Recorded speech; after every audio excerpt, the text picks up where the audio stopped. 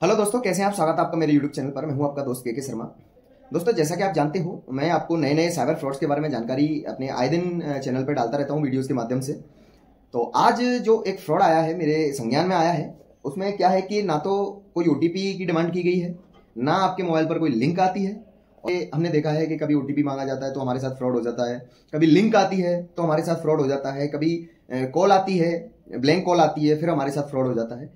इस फ्रॉड में ऐसा कुछ भी नहीं हुआ है, ना ही ओटीपी आया है, ना ही कोई लिंक के माध्यम से फ्रॉड हुआ है, और ना ही कोई कॉल के माध्यम से कॉल हुआ है। बेसिकली इसमें हुआ क्या है, मैं आपको डिटेल में बताता हूँ। एक ये यूपी का मामला है। आजमगढ़ पुलिस ने इसकी छानबीन करी तो उन्होंने ठग को पकड़ा, तब जाके ठग ने वही सारी चीज़ें स्पष्ट करी कि किस तरीके से हम फ्रॉड करते हैं। तो जैसा कि आप जानते हो, अपन आधार कार्ड से जो हमारे बैंक अकाउंट लिंक होते हैं, सभी के आजकल बैंक अकाउंट आधार कार्ड से लिंक है, और अपन आधार कार्ड के माध्यम से भी पैसे निकाल सकते हैं। तो बस इसी चीज़ का इस्तेमाल करके वो आपके साथ फ्रॉड कर सकते हैं। तो आप कभी भी आधार कार्ड के माध्यम से अगर पैसे निकाल रहे हैं तो एक ऐसे सेंटर से पैसे निकालो जहां आपकी अच्छी जान पहचान हो, या वो प्रतिष्ठित हो।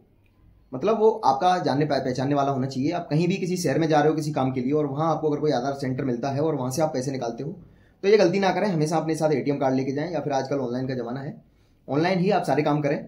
आप आधार कार्ड के माध्यम से पैसा निकालना कम कर दीजिए। अगर आप ज़्यादातर आधार कार्ड से ही पैसे निकाल रहे हो तो उसको कम कर दीजिए। अपने जानने पहचानने वालों के आधार कार्ड सेंटर जाके आप पैसे निकालो। बाकी अननोन पर्सन के साथ ऐसा आपको नहीं करना है। पूरा डिटेल में मैं आपको बताता हूँ कि ये लोग क्या करते हैं। जैसे ही आप आधार कार्ड से पैसे निकालने जाते हो तो सबसे पहले वो आपका आधार कार्ड नंबर मांगते हैं और मशीन में डालते हैं। उसके बाद उसमें दो ऑप्शन आते हैं, पहला ओटीपी का आता है और दूसरा उसमें फिंगरप्रिंट का आता है।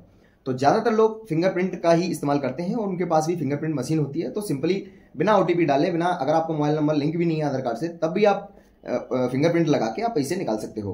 तो ये लोग क्या करते हैं, इनके पास ऐसे केमिकल्स होते हैं कि जैसे ही आपने फिंगरप्रिंट यूज किया उस मशीन पे, तो उसका वो क्रॉप करके, उनका एक केमिकल होता है, वो ऑलरेडी केमिकल लगा हुआ होता है उस मशीन पे, और उसको वो स्कैन करके और कॉपी करके उसका एक फिंगरप्रिंट का एक वो लोगो टाइप तैयार करते हैं, और फिर हीटिंग मशीन के माध्यम से वही फिंगरप्रिंट को आपको, आपके जो फिंगरप्रिंट हैं उनको एक पैड पर निकाल के, और एक मोम टाइप का होता है उनका, रबर टाइप का, उस पर फिंगरप्रिंट निकाल लेते हैं आपका। ठीक है, ये तो उनका फिंगरप्रिंट बनाने का तरीका हो गया। और उसमें बहुत सारी मशीन्स का भी यूज होता है, 2-3 मशीन होती हैं, हीटिंग मशीन वगैरह।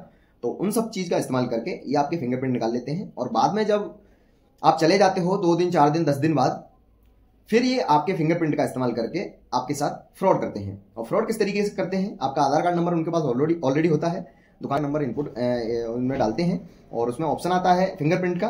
तो जो आपका फिंगरप्रिंट उन्होंने एक गलत तरीके से आपके साथ फ्रॉड करके बनाया, उसी फिंगरप्रिंट को अपने अंगूठे पे लगा के, वो बहुत अच्छे तरीके से यहाँ पर पेस्ट हो जाता है। मतलब पूरा जो फिंगरप्रिंट है ना आपका, वो उस तरीके से बनाते हैं कि पूरा उनके अंगूठे पे उसी तरीके से पेस्ट हो जाता है, जैसे कि नॉर्मली एक फिंगरप्रिंट आप इस्तेमाल करते हो, जैसे आपने इस्तेमाल किया वैसे ही अगर वो इस्तेमाल करेंगे अपने अंगूठे पे लगा के, तो वही फिंगरप्रिंट वहाँ मैच हो जाएगा। तो फिंगरप्रिंट मैच होने से क्या होता है, आपकी बैंक डिटेल्स खुल जाती है, और जितना भी आपके अकाउंट में पैसा होता है वो सब उनको दिखता है, और आपको उनमें जितना पैसा होगा वो सारा पैसा निकाल लेंगे। तो इस तरीके के माध्यम से उस फ्रॉडर ने 150 से ज़्यादा लोगों को अपने ठगी का शिकार बनाया था। ठीक है ना। तो जो मैंने आपको बताया कि आपको अपने जान पहचान वालों के सेंटर से जाके ही निकालने हैं, मेरा मानना तो ये है कि आप जितना हो सके कम अपना आधार कार्ड का इस्तेमाल करना। आप हमेशा अपने एटीएम कार्ड का इस्तेमाल करो। अगर एटीएम कार्ड से भी आपको अगर कोई प्रॉब्लम है तो आप अपना ऑनलाइन पेमेंट यूज करिए।